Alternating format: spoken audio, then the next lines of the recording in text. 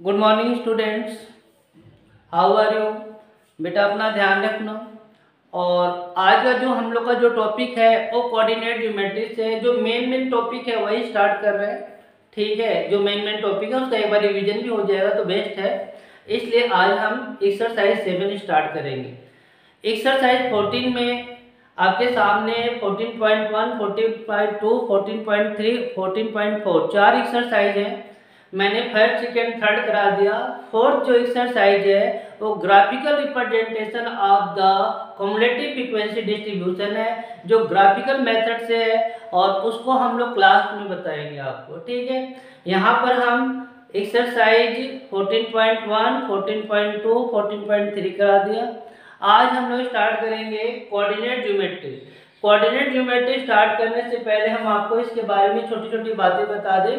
तो आप लोग को थोड़ा सा फोकस करना है और कोऑर्डिनेट ज्योमेट्री, जिसको हम लोग हिंदी में बोलते हैं निर्देशांक ज्यामिति, उसको स्टार्ट करने जा रहे हैं। ठीक है, तो कोऑर्डिनेट ज्योमेट्री क्या है? सबसे पहला पॉइंट आप ध्यान रखेंगे, कोऑर्डिनेट ज्योमेट्री में सबसे पहले हम लोग ग्राफिकल लेते हैं।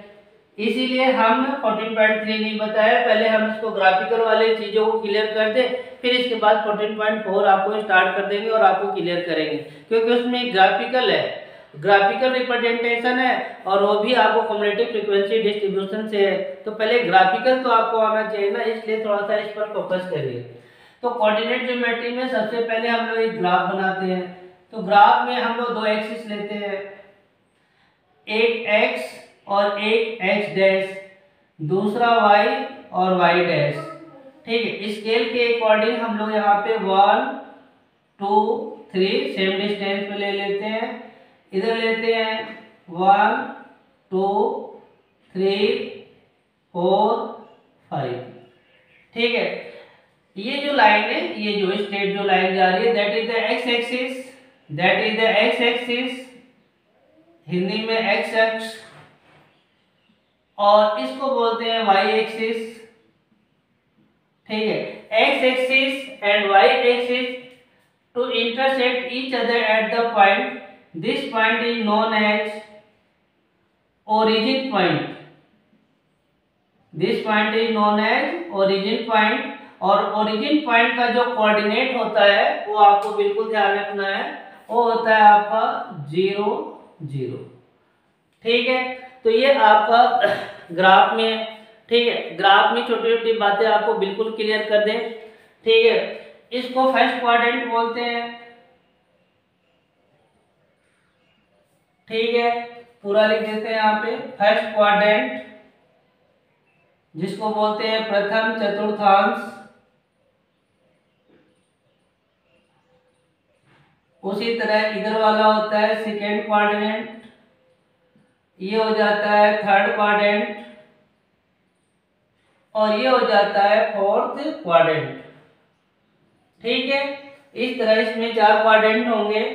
ठीक है, फर्स्ट क्वाड्रेंट में हमेशा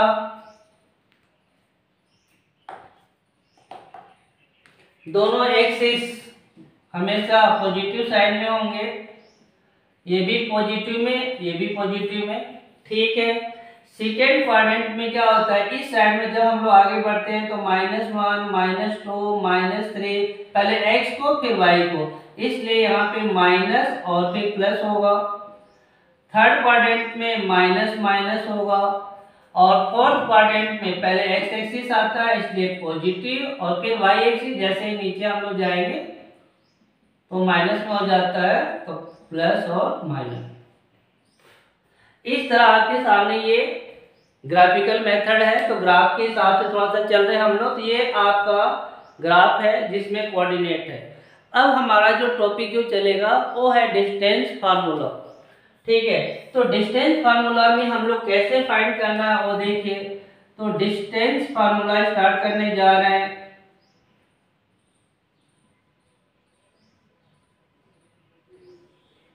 इसको बोलते हैं दूरी सूत्र। ठीक है, तो दूरी सूत्र स्टार्ट करने से पहले हम आपको बता दें कि कोऑर्डिनेट आपको रिप्रेजेंट करने आना चाहिए। ठीक है, तो हम आपको दो कोऑर्डिनेट देते हैं, एक कोऑर्डिनेट दे दिया 3, 4 और एक कोऑर्डिनेट दे दिया 5 6।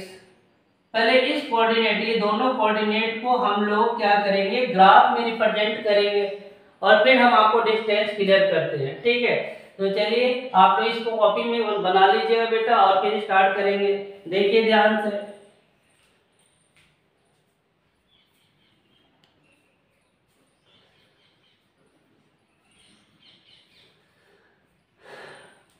कर लिया कॉपी में,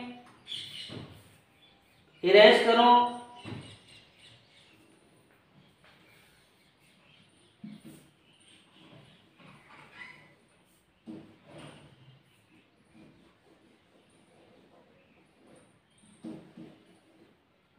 ठीक है, अब हम पॉइंट को, कोऑर्डिनेट को यहाँ पे रिप्रेजेंट कर रहे हैं डाटा में। तो 3 4 आपका कहाँ पर आएगा, तो पहले इसको x पर जाएंगे और इसे y पर देखेंगे। तो ये x एक्सिस है तो 3 यहाँ पर है और 4 जस्ट इसके ऊपर जाएंगे सीधे स्टार्ट में, तो यहाँ पे आ गया 3 4। क्लियर हो गया होगा। 3 4 कहाँ रिप्रेजेंट करेंगे। ठीक है, ध्यान रखना बेटा सभी लोग।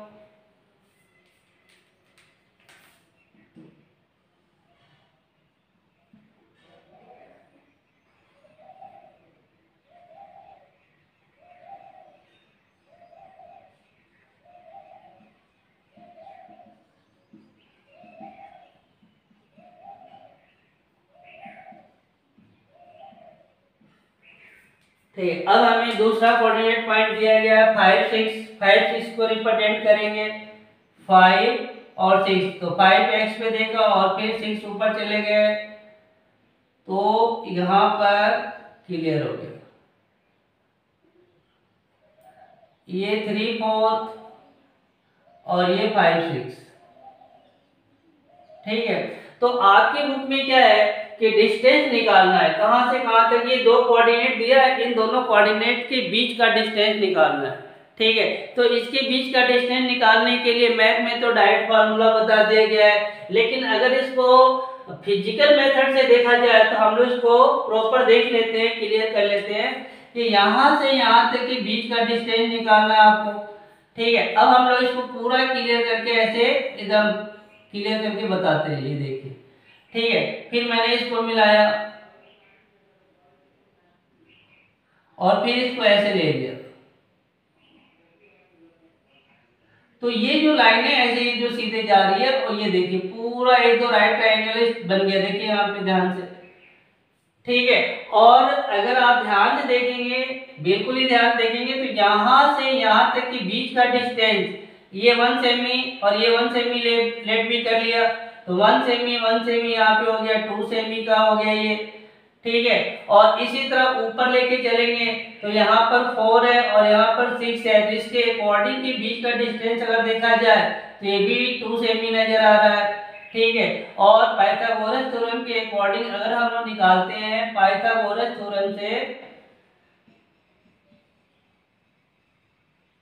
तो हाइपोटेनस निकालने का फार्मूला है, इसको हमने a मान लिया, इसको b मान लिया, इसको c मान लिया, c 90 डिग्री पर है, तो AB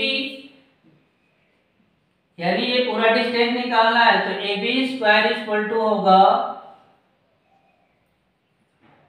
AC square plus BC square, तो AB स्क्वायर इक्वल टू हो जाएगा 2 सेमी का होल स्क्वायर प्लस 2 सेमी का होल स्क्वायर। ये 2 सेमी आपको समझ में आ गया कैसे होगा, यहाँ पे 3 और ये 5, ये 1 सेमी और 1 cm, 2 cm according to scale, scale के अकॉर्डिंग ये सब 1 सेमी का है, और ऊपर भी 1 सेमी के हिसाब से ले लिया तो ये भी 2 आएगा, 4 और 6 के बीच का डिफर।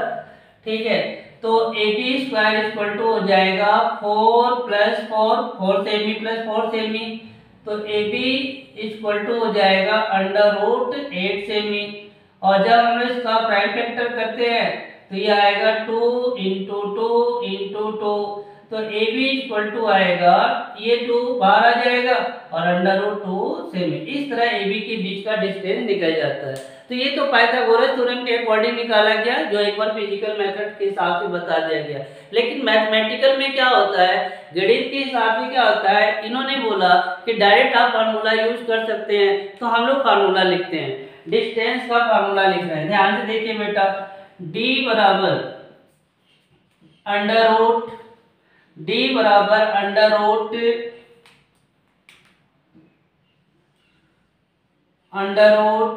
x2 माइनस x1 का whole square plus y2 minus y1 का होल स्क्वायर।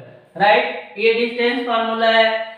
x एक्सिस का डिफरेंस का स्क्वायर प्लस y एक्सिस के डिफरेंस का स्क्वायर का अंडर रूट निकालने पर डी आ जाता है। ठीक है, अब हमारे सामने दो पॉइंट मान लो यही दिए गए और क्वेश्चन क्या आ जाएगा, क्वेश्चन हो जाएगा फाइंड द डिस्टेंस बिटवीन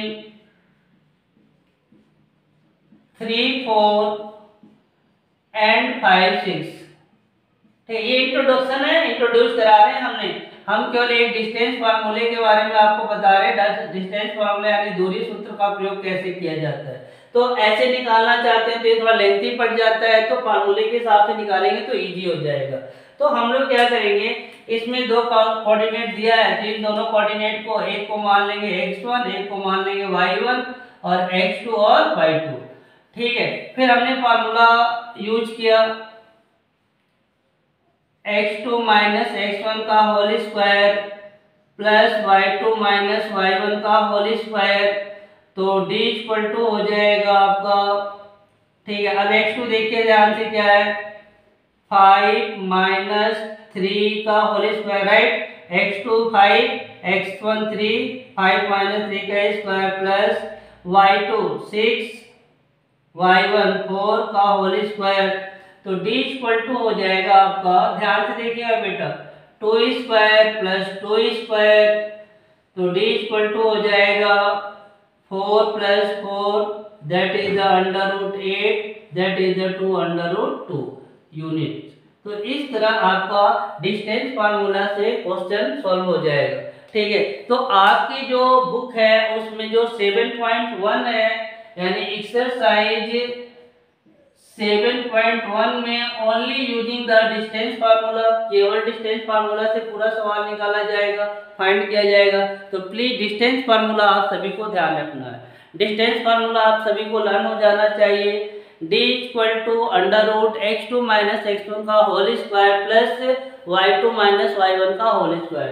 तो बेटा ये आपका जो फर्स्ट वीडियो जो जा रहा है, तो ये आपको कॉपी में नहीं करना है, कॉपी में इससे पहले वाला जो चीज मैंने आपको ग्राफिकल बताया था वो करना है। डिस्टेंस फार्मूला आपको लिखना है और डिस्टेंस फार्मूला पे मैं कुछ क्वेश्चन भेज दूंगा, आप उसको सोल्व करके मुझे मेरे पर्सनल नंबर पे सेंड कर दीजिएगा। ठीक है, तो आज का जो टॉपिक है ओनली डिस्टेंस फार्मूला है। ठीक है, ओके, थैंक यू बेटा।